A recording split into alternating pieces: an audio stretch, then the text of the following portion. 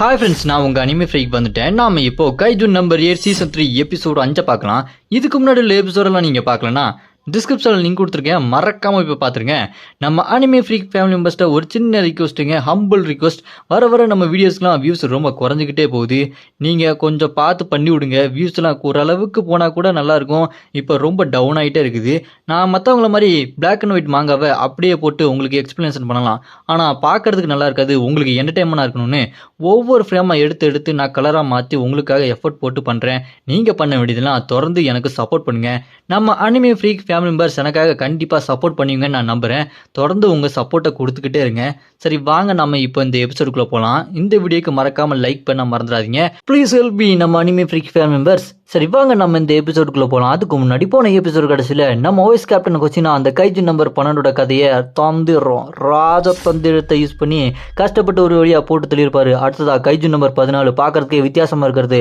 அதை போட்டு தள்ளுறதுக்கு வெள்ளை புலியில் நம்ம மீனம்மா வந்திருப்பாங்க பெரிய கண்ணோட. அதோட போன எபிசோடு முடிஞ்சிருக்கும். வாங்க நம்ம இந்த எபிசோடில் என்ன நடக்குதுன்னு பார்க்கலாம். இந்த எபிசோடு ஸ்டார்டிங்கில் ஒரு சின்ன ஃப்ளாஷ்பேக். அதில் நம்ம மீனம்மாவும் கஃப்காவும் சின்ன வயசாக இருக்காங்க. நம்ம கஃப்கா மீனம்மா கூட டிஃபென்ஸ் ஃபோர்ஸ்க்கு டெஸ்ட்டுக்கு போகிறாரு.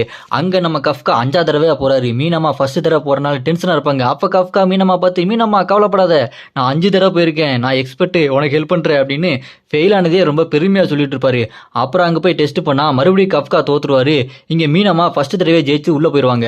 அவங்க உள்ளே போனதுக்கப்புறம் நம்ம கஃப்கா, நான் தோத்துட்டேன், இருந்தாலும் சீக்கிரம் வந்துடுவேன் அப்படின்னு சொல்லி சத்தியம் பண்ணுவார். ஆனால் இங்கே நம்ம மீனம்மா தனியாக நிற்பாங்க. தடவை கன்னை கொடுத்து ஷூட் பண்ணும்போது சும்மா பயங்கர ஃபயர் பவராக இருக்கும். அந்தளவுக்கு ஃபயர் பவர் இதுக்கு முன்னாடி யாருக்குமே இருந்ததில்ல. அதை பார்த்து எல்லாருமே டெஸ்ட் பண்ணிட்டு இருப்பாங்க மீனம்மாவை.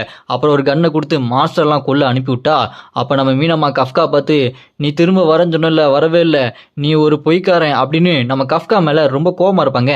நம்ம மீனம்மாக்கு கஃப்கா மேலே லவ் இருக்குங்க, இல்லாத மாதிரி சும்மா நடிச்சிட்டு இருந்திருக்காங்க. அப்படி அந்த ஃப்ளாஷ்பேக் முடிஞ்சோடனே இங்கே நம்ம மீனம்மா அப்படி வெள்ளப்புலியில் பறந்து போய் அந்த கைஜின் நம்பர் 14 பார்த்து ஒரு ஷாட் விடுவாங்க பாருங்க, ஃபயரு.